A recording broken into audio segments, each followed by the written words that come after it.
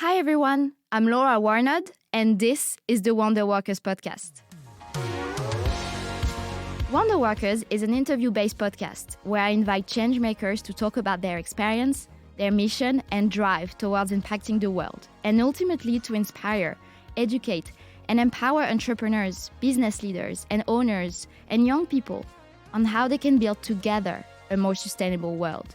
This community of WonderWorkers act behind the scenes to lead the world towards a new era of purpose, self-actualization, and innovation. This is a generation who shows no limits to what they can accomplish, no tolerance for dehumanization, and use their uniqueness as a real power to change the world. We want to invite you, responsible leaders, entrepreneurs, young people, and all other listeners in your quest for purpose to give you too the power to change the world. But having powers alone does not make us superheroes. Even them need allies. It's only when we accept our differences, combine our powers, belong and thrive together that our forces can turn into superpowers. We are WonderWorkers, a community of changemakers, entrepreneurs, business owners, and aspiring ones who use their superpowers collectively to change the world. So tell me, what are your superpowers?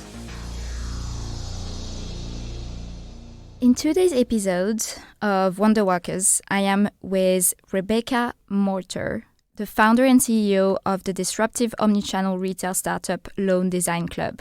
I went to a LDC store in London a couple months ago and I absolutely loved it. You have the opportunity to meet the designers, understand the story behind the product, the line, or the brand, and really connect to the purpose of the business. And so I started doing my own research and I was very inspired by Rebecca's story as I read more about her and her journey online, and I really dreamed of having her in the WonderWorkers podcast. I think her story perfectly reflects the mindset and attitude of a changemaker, someone who challenges the status quo and overcome adversity through passion, purpose, and a real profound drive for action and impact. And I'm so glad to have her in the podcast today, and I can't wait for you to listen to this episode. In this episode, we talk about her journey, her story of building a multi-retail brand, and she shows up with so much authenticity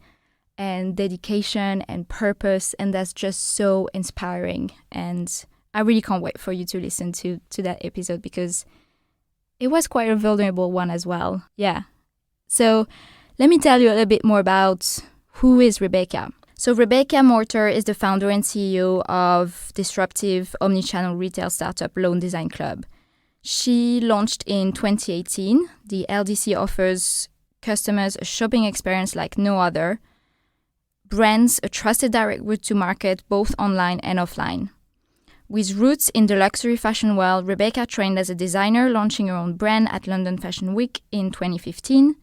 LDC was consequently born from the challenges she experienced in getting her brand in front of customers and the difficulties that come with the traditional wholesale retail model.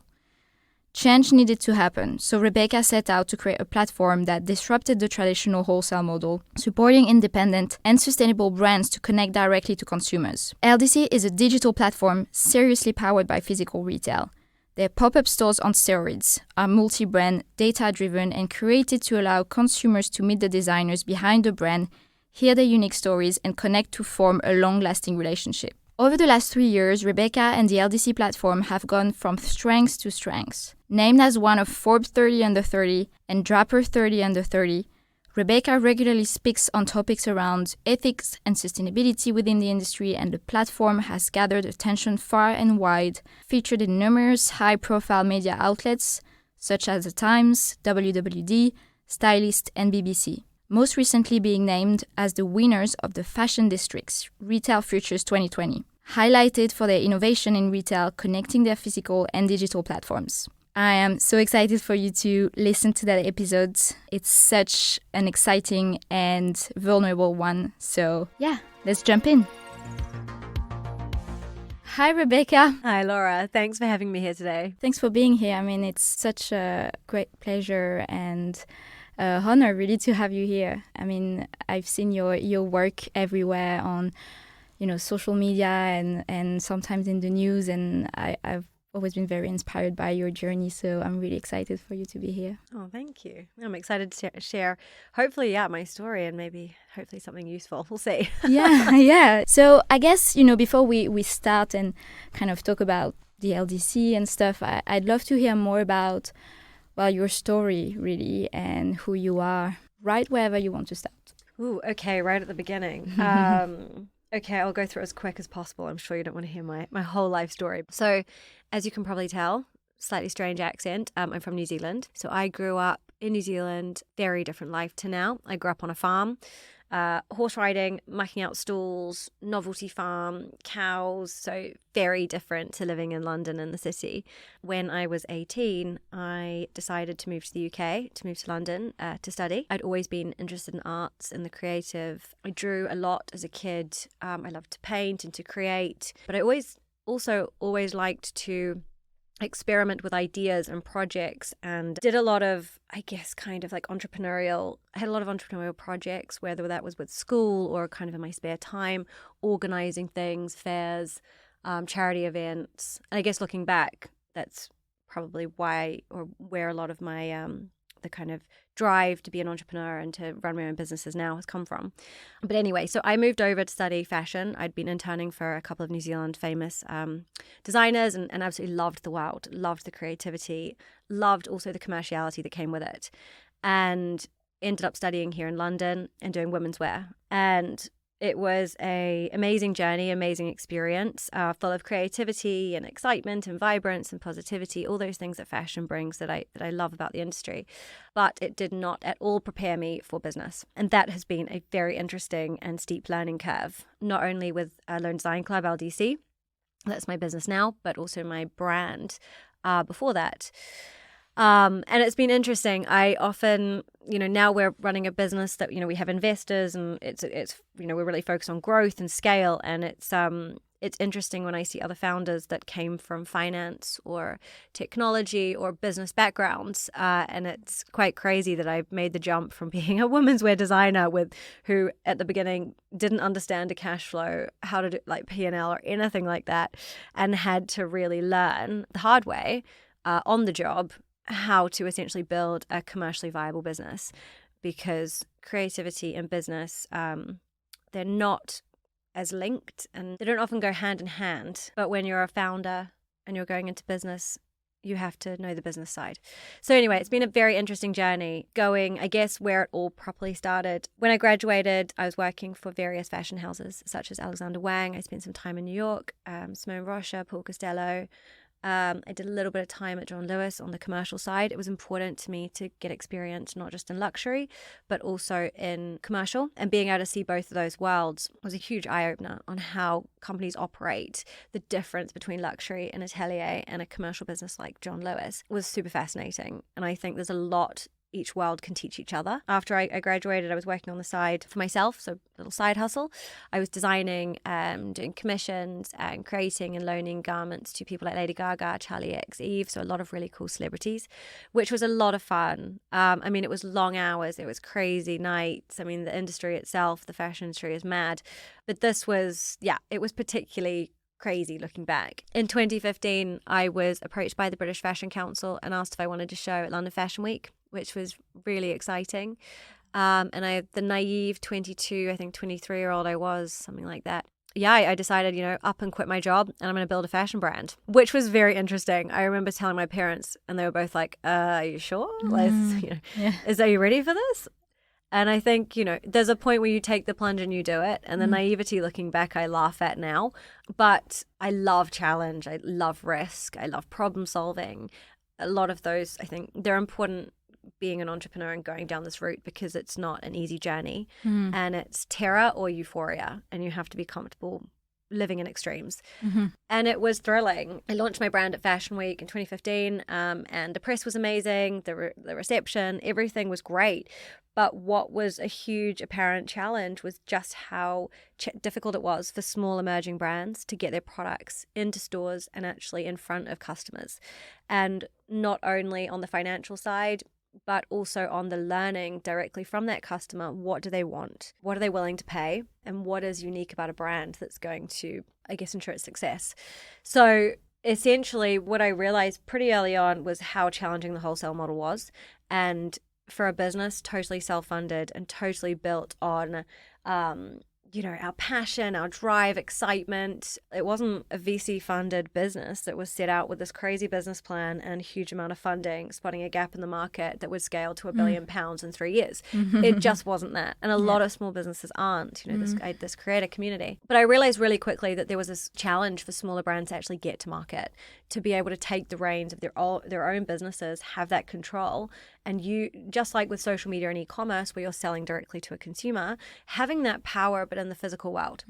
So I started experimenting with pop-up stores and essentially working with landlords, shop owners that, the stores were either void or vacant for some reason. And then on the other side of it, went out to my Fashion Week network. And it was incredible how many brands were like, yes, we need a solution like this. We need a space in real life to be able to sell, to meet our customers face to face, to bring our digital consumers to a space where they can meet us, they can fall in love with the story, they can ask questions, they can be inspired, they can be part of the journey. They can see, touch, feel, and try the product and not just have this very clinical and cold experience, which really is kind of the digital world, but this warm, welcoming, community, experiential, and storytelling ability, which is so powerful through physical retail. So back in 2018, I officially incorporated the company. That was, I guess, the beginning of Lone Design Club. And since then, we've just been on a mission to support more and more brands, direct-to-consumer brands that are very much built on social and e-commerce, support them and their growth strategies and reaching their customers, increasing their sales, their lifetime value, their loyalty through an agile retail strategy. So really what Lone Design Club is a plug-and-play retail platform for direct-to-consumer brands. Okay. Wow. Sorry, that was quite a mouthful. Hopefully no, they are digestible. Yeah, but there are loads of very interesting things about your story. And I think, what I found interesting is that at the beginning you said, the job or the role of an entrepreneur is quite challenging. But then you went from being a designer to working in the commercial and retail side and then building your own brand. And then you launched the LDC, right? So your journey and experience kind of led you to that point too, and totally, to seeing this problem in the fashion industry and kind of being like, okay, I want to resolve that issue. But were you ready to be an entrepreneur and kind of build that? Do you feel like you had that in you, or is it just because of the challenge and the problem that you wanted to solve? No, I definitely had it in me. I'd always wanted to do my own thing. I'd always wanted to navigate my own journey that wasn't, I guess, just working for somebody else. I'd always wanted that and known that was in my path at some point. Would I have done it this way again? No.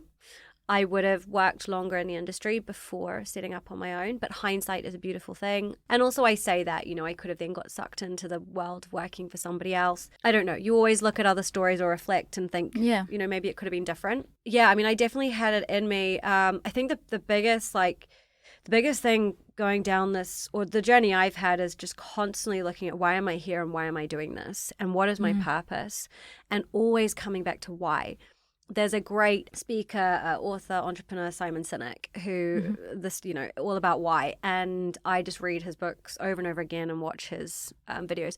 I just think the way essentially what he's communicating is just so key. Why are we here? Why are we doing this? And every decision I've ever made or tried to make anyway has always been, but what is the point? What is the purpose? Am I actually solving a real issue for somebody? And I think the reason that I think like that is because I'm not, and I'm definitely not perfect. I read his books hoping that, maybe there's something resonating in what I'm doing. Yeah. But I think it's more, I'd never set out just to create a business. Everything has been organic in responding to either an opportunity or responding to a challenge that I've seen. And I've had a personal experience with that challenge. So I feel more comfortable solving the problem or trying to solve it. And I think that's the journey that we've been on with Lone Design Club. We could have started out with, there are so many I guess, learnings along the way that I've had that could have meant the journey could have been shorter. We could have grown or got there faster. Would it have been as authentic and genuine? And would we be building as robust a business for the future? Only time will tell. But I think that authenticity to answering that problem has been so ingrained and is so important for entrepreneurs. Yeah, loads of lessons here, I guess, from your journey and from, building LDC and kind of solving that problem that you saw during Fashion Week and when you built your own brand. So it sounds really kind of the natural way of things almost. But you said at the beginning, that if you had to do it again, you would have worked more maybe in the industry before. And I think that's interesting because people have a lot of different perspective on that. Like I don't know what my perspective is. I feel like, as you said, I've always had it in me to be an entrepreneur and build my own thing. Maybe it's too soon for me to say, oh, maybe I should have worked a little bit longer in the industry or in that space. But other people are like, I never want to work in offices or, I just want to be an entrepreneur and build businesses. So from your own perspective, I guess, why did you say that? What would you do differently, I guess? I think a big thing is I have no regrets, first of all. Everything I've done, I stand by, and I wouldn't have got here without that. But I think in terms of doing it slightly differently, and I feel like this is the kind of, this response I change my mind a lot about. It depends on kind of when you catch me and where I'm at in my journey. But I guess, it's quite funny. I have one investor. She's a little bit older. She has kids and a family, and she worked and did extremely well. Then she sat back 2 years ago to start her own business, which is fantastic. And she always says to me, I wish I started sooner. I wish I started younger. Yeah. And I always say to her, I wish I started a bit later. I wish I'd built up the network. I had a bit more corporate or just a bit more structured working environment that, being in a company, like really understanding how businesses build culture, how businesses operate, a larger company and maybe smaller to just get a very well-rounded understanding of kind of operations and what's expected and structure and framework. And I think honestly it's just catching me at the right time, but it's also because I love structure and I love organization. And in a startup for so many years we were so scrappy and bootstrappy and you know everyone's there and you're doing things. And then I think when you get to that point with a startup where you actually have space to breathe and you feel like you're in control more than out of control, it's a really nice place to be in. And it's tough in the early days to get there because you're hustling, you're rolling with the punches, you're trying to build culture, you're trying to get sales, you're trying to build the vision, the brand, the marketing, everything. You're wearing so many hats that it feels unstructured. Yeah. I did work for a couple of bigger businesses, but it was never, I didn't do it for longer than a few years or a year or so. But it is interesting. There's always two sides, right? The grass is always greener. And I'll hopefully look back and be like, no, I'm glad I did it this way. And I am glad I've done it this way. But there's a part of me that's curious if I had worked longer, I guess, would I have done it? I mean, I would have. But then what would my learnings have been different? I don't know. Yeah, it's interesting. Yeah, as you said, I think everyone has their own kind of perspective, and depending on their experience and their personality as well, it's very different. But yeah, time will tell. And then again, like I guess it's never too late to I mean, I guess now you're like in the middle of like growing and expanding, and it's super exciting. But who knows? Maybe at some point, you'll have an opportunity somewhere else. Yeah, definitely. I know I will. I think that's the thing as well, is like, so the business is 4 years old now and we're in a great place. We've got a really good team. We're growing. We're really focusing on scale. It's robust. It's resilient. We've got through a lot, COVID. And I think a big next chapter for us is, the team being able to get, or a big focus right now is the team being super self-sufficient, knowing the business inside out, all the cogs in the machine well-oiled, operating, so that it can run itself without me and without some of our key kind of team members at the moment. And I think that's the true test of a business, is that it's not solely reliant. Obviously, I'm in it and invested and love it and passionate and continuing with it. But for me, a big thing is getting it to a point where it's so well-oiled and slick and scalable that it's not quite as hands-on for everybody. And we're finally getting to that point, which feels really good. That's great.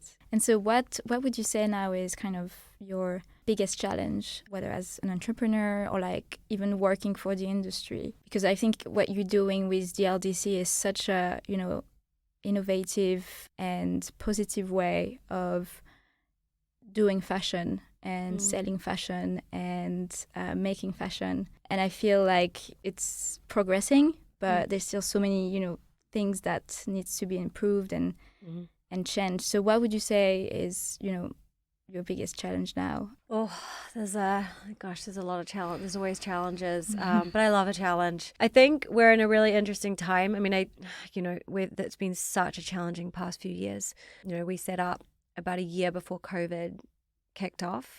We were across London, UK, Italy, and China. We had to scale that back and pull back and really rethink the parts of the business at that point. Getting through COVID was no easy feat. It taught us a lot. There was challenge after challenge. We're now last year coming out of COVID, and in so many ways what we learned through that and the new partners and stakeholders that we've been able to support has actually opened up a much larger business opportunity for us, which has been super exciting. And whilst it was a challenging period to get through, what we learned has actually, I think, in some ways accelerated our business's growth and getting to our long-term goals and on scalability.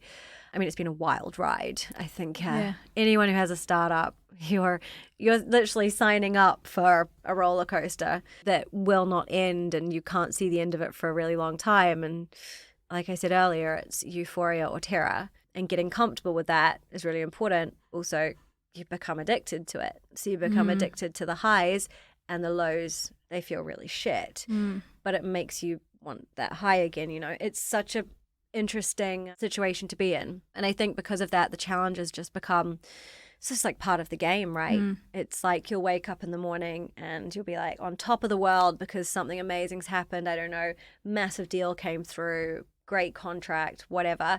And you'll finish the evening having lost, I don't know, you could go bankrupt in 2 weeks. It's that kind of life that you're living. You're living on the edge. So challenges are just every day and constant. But I like that problem-solving element as much as it's tough. It's, you're solving things that are progressing towards, there's a progression there, which is interesting. And you're learning so much along the way. I think one of the biggest challenges or the biggest parts of being an entrepreneur is resilience. And everyone always says this, but I don't think you know what the word means until you do it. And I think, and obviously that's why a lot of businesses will fail, and I can see why. Some people are just maybe not cut out for it. Others, it's really hard. You have to have the thickest of skins. You have to believe so passionately, and you have to be willing to stand behind something at all costs. And that's a lot to ask of a person, which is why I always come back to, why am I here? Because I don't want to be that person who's just building a business for the sake of it, that doesn't feel that it's not sitting right, what we're building. So coming back to why are we here is always what brings me back to, what am I actually doing with my team, with myself, with new partners we're working with. Why am I here, and how am I really going to give them the value that they need? Because that's what ultimately is going to grow the business, but also make change and fulfill that purpose and mission that we're on. Challenges that we're having now, I mean, I think the current macro environment is a challenge for everybody. One of the challenges that we see is, sustainable fashion is important and it is making strides. We are slowly working towards that future, but it is difficult. Price point is a huge issue. We're going through a very challenging socio-economical environment right now, which means people are feeling the squeeze. They don't have the funds. So making sustainability accessible is absolutely crucial. Very difficult to do, not something that can happen overnight. That's one big challenge, is being able to support those brands and actually, they have livelihoods, they have teams, they have people to support within, to helping them get to market and to make, to be able to sell and make sales and grow their brands and get out there. I think there's a big challenge, or where we're actually seeing huge opportunity on the property sector. The high streets are completely different now than they were pre-COVID. That acceleration in a few years, we're just going to continue to see. And really, there's this big challenge right now. Whilst physical retail is definitely, it's getting back to pre-COVID levels, it's definitely a huge opportunity. It's not going anywhere. It's much more of an opportunity than doom and gloom that a lot of people predicted. The challenge is that it's just not going to be the same as it was. transactional shopping is gone. Community experience and storytelling are the future. And the challenge that we have is that we know that's what people want and where it's headed, but what does that really mean? What does that look like? So it's experimenting, it's trying things, it's being creative, but also being able to measure and see what's having an impact and what's not. And a lot of the work we do is supporting property businesses, property estates, like the Crown Estate, one of our partners, supporting them to better understand that consumer. What does that shopper want? What don't they like? Where are they looking for news, media? Who do they want to interact with and why? What are the brands that are going to be the future? And I think that's the question that everyone's asking right now is, what will the high street look like in 5 years or 10 years?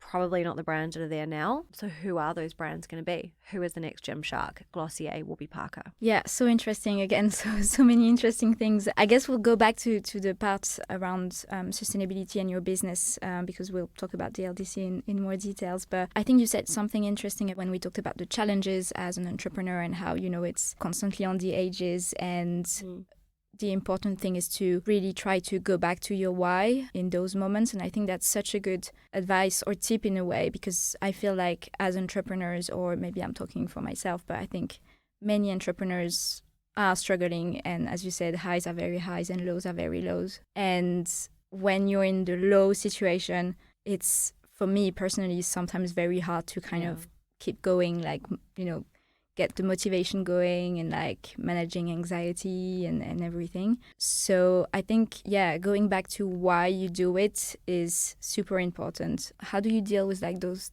difficult times as a person, or like with your team, or as an entrepreneur, or as a leader of a business? Do you feel like you have different ways of dealing with the challenges and stuff? Yeah, absolutely. And it's taken me 4 years to even get close to working out how to deal with them. And I feel like I don't have all the answers. I mean, there are days, periods where it's really difficult. I think the biggest thing that I've learned is when you feel like that, step back. And that's the best thing. I think what I really focus on is, I think the first thing is, like I said earlier, terror and euphoria. You have to be comfortable living with both. And that doesn't mean it's, terror for 10 minutes and euphoria for the next 20. It's mostly shit the whole time. You feel like crap and am I failing? Am I doing this right? My numbers aren't good enough. My growth isn't there. Am I really even building a business people want? Should I even do this? Is this a waste of my time? We're asking people to invest in something that won't work. Like, we're full of self-doubt. Imposter syndrome is real. And for entrepreneurs, it is, you're living and breathing that every single day. It's more prevalent in women as well. I think the big thing is, or you can beat yourself up. You can go down that spiral. It won't help. I've been there. We've all done it and tried it. You just feel even worse. And I think the anxiety and the stress and everything that comes, I think just being able to, I've learned anyway, just to be aware of like the triggers or what's going to make me feel like that. And that's where I know I've got quite good at being like, I need to step away before I start to descend into the panic, the fear, the oh my God, the like, the self-sabotage, the like you're failing, or all of these awful things that we just don't, it's human to do, but it doesn't help. Yeah. It's not going to help the situation, and it's rubbish. It's just our minds. I mean, what I do, I think the big thing is finding your happy place. So mine is exercising, walking my dog, running. I just go and sit in the sauna sometimes at my gym or run on the treadmill. People that know me know and think it's hilarious that that's my like escape, is that I literally just go run on the treadmill for like 20 minutes and then I go sit in the sauna for an hour. And it's like, why not? That's exactly, you have to find your thing, right? Yeah. And it's like, it's not that and I need that because I know I'll be much more productive. I'll be better for my team. I'll be healthier, but I also know I can work so much more effectively. I'm so much more productive. And I can get so much more done if I'm super happy, healthy, calm, and rested. The minute you get stressed, you can't concentrate. You're procrastinating. You're stressing. Nothing works. There's no point trying. The most effective thing in terms of time, efficiency, and everything is to step back, go to your happy place, go do something, get perspective, step back, don't react. An hour of that is enough to then move you forward so much faster. Because you're subconsciously thinking, you're reflecting, you're calmly considering the situation without thoughtlessly reacting. Yeah. And when you thoughtlessly react, you make another mistake and another mistake. You don't explain things properly. you end up going down a rabbit hole of stress for yourself and everyone else. And it can do so much more damage than an afternoon off, a day off, a couple of hours off, or if you're like me, sitting in the sauna. So yeah, no, definitely. And I feel like sometimes, I'm even telling myself, oh, but I can't stop now. Like I can't step away now because I have this and that and I need to do that.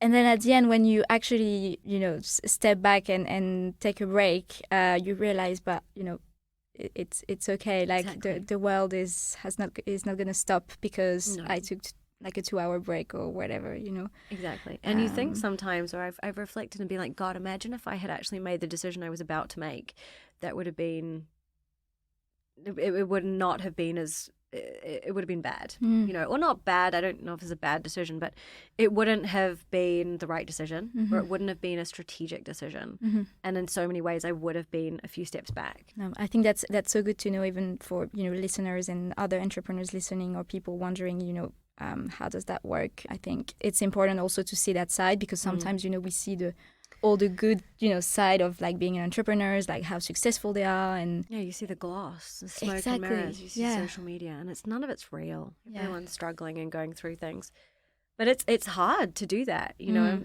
It's really hard to be like, actually the best thing for me to do is step back this afternoon or go for a walk, because you're like, I've got this deadline, all of this. It's really hard, but it's 100% the only way, in my experience, and for me as an individual, it's the only way for me to be able to do my job quicker, better, more efficiently, and perform to my utmost. Yeah. To come back on some of the things you said as well, can you tell us, I'm very curious, because I feel sometimes, when we talk to entrepreneurs, founders, or whatever about their journey, they talk a lot about, we launched a business at that time, and then now we're doing that. But I'm curious to know, how was it at the beginning, like when you said, okay, I want to actually launch my business and do that? Where did you start? And I guess what was the process of building a multi-brand retail business? So interestingly enough, it was actually in Somerset House, where we are now, that I sat down with one of my business mentors at the time and agreed to start the company. I had been operating Loan Design. It wasn't called LDC or Loan Design Club. It was just a collective back then that I was organizing, and it was growing and growing. And I was very much using the model as a sales vehicle for my own brand. So it hadn't been a clean cut, defined, incorporated business at this point. Basically, what happened was, the more I was using the model as a sales vehicle for my brand, the more other brands were joining the community, the more customers were coming and shopping from us. So this model was being built, whether I knew it or not, that was changing things, or giving brands space in prime locations, giving them a piece of control over the physical retail part of their business, and giving customers this whole new experience. So it was a very organic journey that we just happened across, because I was solving it for myself and for fellow brands. I was very lucky. As I said in the beginning, I'm from a design background, so cash flows, P&L, literally had no clue. It was Google. How the hell do I actually build something commercially viable? What does that mean? Profit margins, all this stuff. And I was a design assistant, and I'd come out of uni. So I wasn't ever exposed to the merchandising side, or the proper buying, or, range planning in detail to actually apply to a viable business. So all of that, I was completely clueless on. Because of that, the one thing I did that I stand by, and I'm really glad I did, was I had a couple of business mentors. And these were people that I did a lot of internships in university. I did a lot of freelance, a lot of consulting, a lot of design work. And because of that, I was exposed to really interesting people. A lot were business people that needed designers to just do a one-off, or needed to do something. So because of that, I was meeting entrepreneurs that were from the other side of the fence. So I was on design creative. They were very much cash flow, P&L. These are growth businesses. We just needed a designer to create one or two things. Because of that, I was exposed to that side of it. And I then built up relationships with a couple of business mentors that became NEDs actually in the business, and they still are now. And that was the best thing I ever did, because it meant that we were checking in regularly. I was helping with their projects every so often if they needed a bit of support, and just because I'd ongoing had those relationships. And I would use them and just say, I don't know how do I do this? How do I get these numbers up, or what should they look like, or what should my balance sheet show? How am I supposed to balance, budgets, all of these things that I just wasn't exposed to and hadn't learned. And because of that, I would get a lot of support and help. And they were super curious and interested. It was a different side for them. The fashion world, what I was doing was new, it was novelty. And because of that, there was a lot of discussion over where the industry's headed, what's the future of retail, what's going on the high street. You're seeing a lot of success. This is amazing. What is it that you're filling? What are these gaps? And from those conversations and meetings, it just emerged. This is a super timely opportunity. It was in 2018, early May, I think. And it was in the cafe above us, Penethorns, I think it is. Yeah, it was in that cafe space. And we were just chatting. And I remember one of them was like, look, you're making more money. You've got bigger business proposition with this retail model. Like, you've got so much demand on the customer and brand side. House of Fraser, Debenhams are all showing declines, operating profits. There's definitely a hit being taken to these larger traditional retailers. Obviously now they're gone, so it was interesting. This looks like an opportunity. Like, this is a model that could be shaped into something. Like, why don't we give it a go? I'll come on board, I'll support you, and bring that kind of experience of someone older with experience who's scaled, grown businesses. So that was it. That was the kind of day of like, yeah, fuck it, let's do it. I put my own brand on hold, which was hard because it was growing and doing well. But for me, it came down to, and I know one of these questions is about sustainability and my experience, and this is probably the beginning of it. It came down to the fact that the model I was building and creating at this point was we were solving problems for like maybe 30, 50 brands, and I can't even think how many customers, some of which are still, before I even incorporated, are some of our best customers to date, and actually some that became investors. But I was solving a problem for brands, for people that didn't have the service, that needed this access. And it was that purpose and impact that I was having that felt really good, that I could actually jump ship instead of be another brand in a very saturated world, vying for, customers and for space. Why don't I be part of this model that's changing and reshaping and aggregating and giving access to these brands that they just don't have, no one else is doing. And that felt much more mission and purpose driven. And I felt like I was really solving a problem. At the same time, we were working with more and more brands focused on sustainability. And it wasn't something that, I had an interest. I was conscious about it and my own approach, but by no means to the extent these brands were. The sustainable materials, the kind of ethics, the social responsibility that they were building into their businesses in such a strong and like rigid level was really, really empowering and inspirational. And I reflected a lot on how I need to change my own brand at the time. But really it came down to the fact that I'm solving a problem for brands and for this huge group of people that don't have access to the high street and their customers in real life. But at the same time, I'm helping change the way we consume. I'm helping, customers be more conscious in their consumption by supporting the brands that don't have this outlet, that stores, that stockists don't want to buy, that are worried they're too new, it's too innovative, it's not, they're not going to get the uptake that Selfridges needed, for instance, to hit sell-throughs to make it viable yet.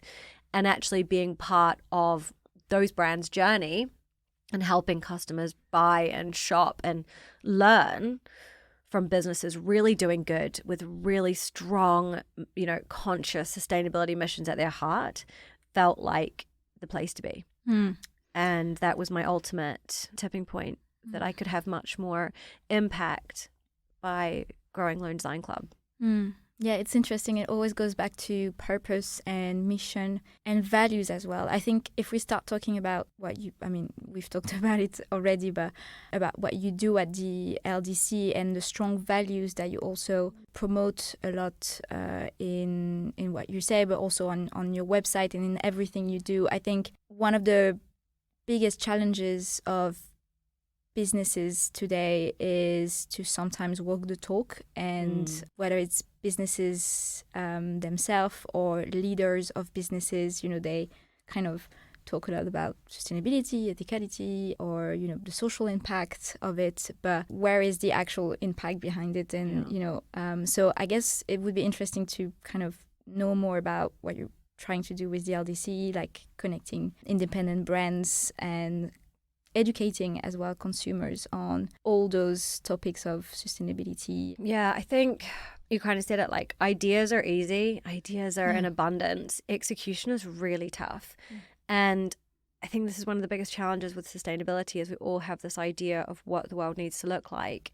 And we're all, I think, mostly in agreement of, you know, how we should be behaving and interacting with the planet and people and working towards this perfect world of zero impact. But it's, at the moment, not realistic. And it's a really, really difficult challenge. And putting that into practice, there are so many elements that have to come together for it to work seamlessly, and so much innovation still to go, so much education and awareness, so much, you know, legislation and support that needs to be put in place, structure. And I think that's why for us, I mean, a lot of what we do across sustainability I owe completely to our COO, Alice, who joined pretty much at the beginning and is on a mission for the world to be the best place it could be. That we have a healthy, happy, safe planet and people within it. And I learn so much from her every day and I'm continuing to. And she's such a core part of the company that's really driving that, which I admire and I look to. And I'm not a sustainability expert by any means. She definitely is. Her background is in sustainability, ethics, ethical fashion initiative, and various other institutions. But I think the big thing for us is that we live in a world where, I mean, I think Fashion Revolution said recently we have 8 years to go before it's irreversible. And we do live, we're living against a clock. We're also in a time where there's so much production, there's so much being created unnecessarily. We don't need to be creating the amount we're creating. And if we think about what fashion is and what it means and what it needs to be, it is important, not only for obviously clothing ourselves, but it's a self-expression. It's about positivity. It's about, you know, vibrance and excitement and mood. And there are so many things that fashion does that are so important. So we can't just live in a world when there's no progression or creativity or innovation. That's not possible. We need it as humans in more ways than just to clothe ourselves. But we need to be smarter about how we are using the resources we already have.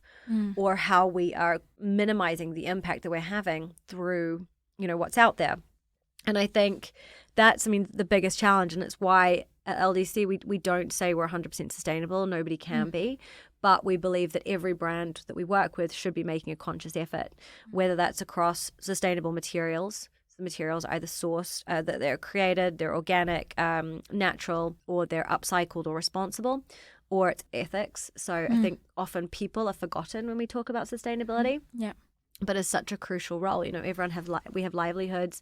We all have livelihoods to support. We have families. Fair wages, fair pay, fair conditions are just as much part of the story as, you know, sustainability in terms of materials, garment longevity, you know, that whole conversation. And then also social responsibility. You know, we have a responsibility to each other, charitable giving. There are so many factors in here. Exactly. And I think this is, for us, really what it means to consume consciously is to know the story, to know the brand, to know the product, to know you're not just buying an item, but you're buying something that you will keep and treasure. And it's not that fast fashion approach of just buy stuff, wear it, chuck it, start again. But it's, you know, I'm going to buy this piece of jewelry because it represents, and it's a part, I feel like myself is in it. And it's something I could keep and then pass down generations. I don't know. There's more to it than just buying an item. You're buying into someone's journey, a story. You're part of something. You're building nostalgia. And I think that's really what we're trying, well, that is what we're trying to promote here, is that there are brands doing good. Those are the ones we should be shopping from. Those are the ones we should be supporting. Don't buy for the sake of it. Buy something with meaning that you're investing into, that's part of you, it's that extension of yourself as an individual that you will hold on to and treasure. And all of the brands fit into one of those three, if not all, criteria, that they are making substantial steps towards the eventual goal of zero impact on people and planet. Yeah, I think that's so important what you said here, because people are really, really passionate about those topics. They are very passionate about the wrong side of it and what we need to change. And I think they're right. Definitely, we need to go in a direction where fashion is made for longevity and has a positive social impact and a positive environmental impact. But how do we kind of combine that with the essence of fashion, which is also as you said, belonging, identity, self-expression, telling a story. And I think it's something that we still haven't kind of find the right middle point in some ways. So I think it's really interesting that, you take that stance, and, it's about mixing both basically, and kind of finding a common ground here. And so I'm keen to know as well, like, how did you learn about sustainability and ethicality and social responsibility? Because, from what you said is that your background was more in design or in retail, and I guess back then, I'm not sure about the dates, but we weren't talking about sustainability as much as today. So how did you learn so much about that, and how do you find the confidence today to talk about those issues? Although, because I feel sometimes for me, when I talk about that, I don't always feel legitimate to talk about sustainability. Is that because you feel like you may not be well educated enough on a subject that you don't want to get it wrong? Yes. Yeah, I think a lot of people have this. I definitely have it with certain subjects. I think this is the challenge with sustainability, and this is the issue that we're having, is that it's this huge rabbit hole. And the minute you start to unpick and go down it, it's just, it's like there's so many parts. It's huge. And there's so much education, and there's so much knowledge, and there's just so much we don't know. There are very specific experts on certain subjects. It gets very complicated and very overwhelming, I think is the best way to put it. Yeah, exactly. To be honest, my early days of education was from the brands that we worked with. And that's where I learned so much about it, and why I'm such a big advocate for meeting the designers, meeting the people, the teams behind the brands, from hearing their stories. And it's also why I stand by, you don't have to do everything. Just do one thing well, and know through and through that what you're doing in that one approach to sustainability is good, and be an expert on that. Is because we can't do it all. We can't know it all. But what we can do is we can analyze one part of our business, or take an approach that we strongly believe in, that we're interested in, that we know is positive and doing good, and we can focus on that and start there. Start small and then expand. And that's why with the brands we work with, we have the 3 pillars: sustainable materials, ethical production, and social responsibility. Is that we're not expecting everyone to be perfect, because it's not possible. But we are expecting a brand to take a deep dive, confident approach when it comes to one of those sectors, that they're super comfortable, that, the materials are, made in a certain way that does actually deem that they are sustainable, however they want to define it. But those principles are adhered to. And I think a lot of this is because, when I started doing this and working with brands, that's what I realized, is that you can't, you have certain brands or bigger businesses saying, we're sustainable because of this, this, and this. And it's a very vague, broad approach to making a change. And you end up stretching yourself so thin that you don't really know what's going on under all of those hoods. So actually, it's better to be an expert in one area, to stand by that, get that right, and then expand into others. And I learned that from the brands that we work with. They all had slightly different approaches. None were wrong. They were all just taking their own approach that was personal to them, and they were using that as a stepping stone to do better and to grow sustainability throughout the rest of their businesses. And I think that's the best way to do it, because especially when you're a small brand starting out, you can't do it all. Bigger companies can't do it all. We can't all do it all. But you can take an interest in one area and become an expert, or do that very well. And I think that's more important than trying to do everything not so well. Yeah, definitely. How do you bring those values to life in your organization? Because I'm really also interested in, the workplace culture of fashion. That's my area. And I think workplace culture in fashion is really specific and really tricky. And so because you're driving such important values for your business and for the brands you work with and your consumers, do you also manage to drive that within your team or your company? Yeah, it's a really good question. And I think this is what we need to be talking about more. It's tough, right? Like, startup culture is tough. You don't bring in an HR director for a while. We don't have one. So it's up to me and a couple of our C-level that kind of manage that. And It's so important. And I think it's, especially when you've come from the fashion industry, which is, God, I used to work like insane days. It'd be pretty common to leave at 10, 11 o'clock every night and get back in at 8 or 9. And the work environment wasn't super healthy. The balance wasn't there. It's also why now I'm a very big believer in step away, go rest.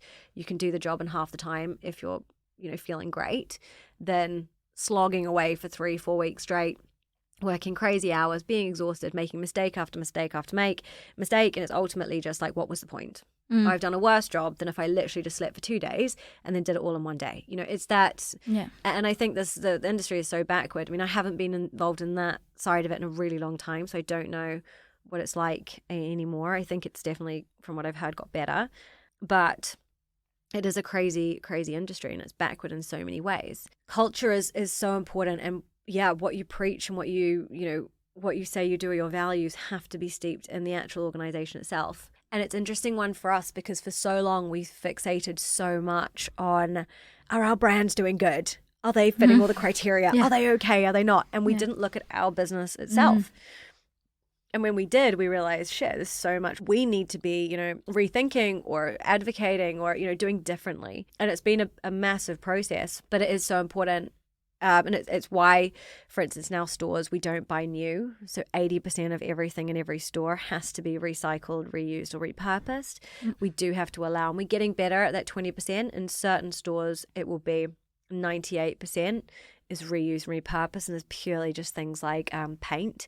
But we use a wonderful brand called Yes Colors, where it's all very it's ethical, but it's also recycled materials, their packaging, their carbon emissions. It's all very conscious and it's in their approach. But it totally depends. The lead store, we weren't able to achieve 98% in terms of kind of everything being either sourced, repurposed, or whatever. There was around a 10% where we did have to buy certain things, just the nature of it not being local to us. But it's really important, and we do evaluate each of our stores based on that. We work with Compare Ethics, who are our sustainability, compliance and vetting partner, and they vet brands and products for us. They also work with us in various projects that we're on to ensure that we're being compliant, and we understand and we're educated as a team on actually what is a responsible way to do something and what's not. Because I think this is also where it gets a little bit grey, is that you may think you're acting sustainably and you're doing something in a manner that is probably better than others, but ultimately it might not be. We assume so many things. Data doesn't really lie, and there are times where you be quite surprised where actually another option would have been better, but you assumed it was a different one. So it's being able to have those conversations, and I think set out those processes, guidelines, and metrics that you want to kind of follow. Yeah, that makes sense. I still have so many questions for you, but we're getting to the end of that podcast. But we're still going to finish on my 2 signature questions for the podcast. So as you know, the podcast is called WonderWorkers. So I'd like to know, after all the things that we talked about today, what would you say is your superpower? Resilience. Yeah. I just don't know if it's like I don't know if I was to choose or was asked if you wanted to have a superpower. And the only reason I say that is because that's what I've been told a lot. And that's a good indication already of, what is your real, like your superpower, because if people say it, it means that it's really what you're kind of reflecting and I guess so. It's quite funny. Yeah, I have one investor who just says it to me every time, and she also has a startup. So, which is why I think she's like, she can see things. It's quite interesting. But I think probably resilience. I mean, and I think a lot of that has come from, again, the purpose and why. I could have quit so many times. I could have walked away. I could have stepped out. So many entrepreneurs do. So many people do. Lone Sign Club isn't special. It's another business trying to make its way. It's been tough. It's been a really hard journey. There are so many things wrong, so many things great, so many challenges, so many opportunities, just like any business. So the business isn't special, but the difference is that I haven't given up. And I think a lot of it, I haven't given up, but also there's always been opportunity. I think that's the thing, is we've never hit a point where it's like, shit, that's it. Like it's literally been Days it'll be like, oh, it's just too hard. I'm too exhausted. I don't know if I can do it. But the business, the core business's value and the service it's providing and what it's doing in a purpose-driven concept is there. And I think having that has meant that, you know, there's always, you keep going. I'm on a mission. The business is on a mission. That purpose keeps the team there and going and striving towards those common goals. But it's not easy. And I remember one of the first, when I worked at Alexander Wang, I had a really great design director who I reported to, Marcus Clayton. And I remember actually talking to him about this. And I remember him saying something, this is way before I started any businesses. And I remember him saying to me, because I was talking to him like, you know, I really want to do this. I want to do my own thing at some point. I don't know how we got on to talking about this or what, but I remember him kind of getting really serious at one point and being like, he said something like, you know, it's great. He's like, you know, do it. But the best piece of advice I can give you, you will get knocked down time and time again. Always get back up. And that has stayed with me since, like 2013, a long time, 10 years. And yeah, I know, some things just kind of resonate. And I think maybe it was that I'm just like, I'm going to get back up again. I don't know. Keep going. I mean, I can definitely feel it as well. Like, I mean, you just through like what you said and like the episodes, I feel like way more, I don't know, like you're giving this energy as well. So I think, good. But it's true because, you know, like actually right now I've been in a kind of low mood the last couple of days. And and I feel like this conversation has actually given me some kind of energy and motivation back. So thank you for that, really. Last question. Which changemaker would you like to hear from next in this podcast? Ooh, okay. Oh, there are so many amazing people doing amazing things right now. Okay, if I can pick just one, or maybe I can just say a few that I think would be great to have on. I don't know if they've already been on, so if they have, okay. I'm going to hopefully at least one won't have. At the moment, I'll mention the people we're working with at the moment. So we've just started working with Sojo. So Josephine. Yes. Yeah. And they've just relaunched and we're going live with them in the next few days or week, I think, which is super exciting. And I know that she's had a crazy journey the past few months getting the tech and everything together. And I know they're like super now, like it just looks amazing. The business looks so exciting. They're doing so well. The brand's all new. They've redone everything. I think she would be amazing if she hasn't already been on. No, not yet. She was fantastic. On my list, actually. Great. She's incredible. Yeah. The other one would be Bianca Rangecraft from Wearing. Okay. If she's not, she should be on your list too. Okay. Bianca is a incredible force of nature, and what she is building with Wearing is super amazing. So digitizing wardrobes, again, similar kind of how can we be smarter with our wardrobes, digitization, the clothes that we have. We only wear something like 30% of our wardrobes. Her app changes that and is like you'll use like 80 or 100% of it by following her this incredible digital community. I think they've got something like 1 million, 2 million users now, which is just phenomenal. So definitely her as well. Then, I mean, there's some amazing brands that we work with that just constantly amaze me how incredible they are.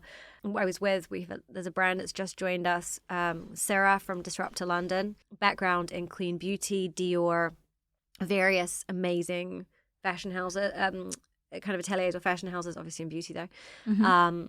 But what he is doing with his new brand is just incredible. And there's just so many wonderful people doing such great things, which is so positive and great to see. And they're getting behind their, you know, they're creating their own missions. They're out there to change things. Their purpose is so important. And it's really great to see it all kind of in practice and to be able to work with so many people that I admire so much. Yeah, I think it's so important and so inspiring for other people as well. Like, I think, you know, from all the conversations I've had so far, I've always felt so energized and so, connecting back to my purpose because of the conversation I've had with people like you who are so passionate about what they do, and that just gives some strength and hope as well back, you know. We all need a little bit of that right now, right? Exactly. So I'm really grateful for you, Rebecca. Thank you so much for this conversation. That was great. Thank you for having me. It's been really great. Yeah, and see you soon. Yes, thank you. Follow the WonderWorkers podcast so that every 2 weeks you can get notified when a new episode is out. And I must say, if you don't, that's okay. But that would be a big miss because we have more inspiring and powerful guests to come. So let's meet up in 2 weeks for a new episode of WonderWorkers, a podcast that transports you into the world of our modern change catalysts and empowers you too to change the world. This podcast is created and hosted by me, Laura Warnod, founder of the Culture Cabinet. Thank you to Content is Queen for producing the podcast. But above all, thank you for listening. See you soon!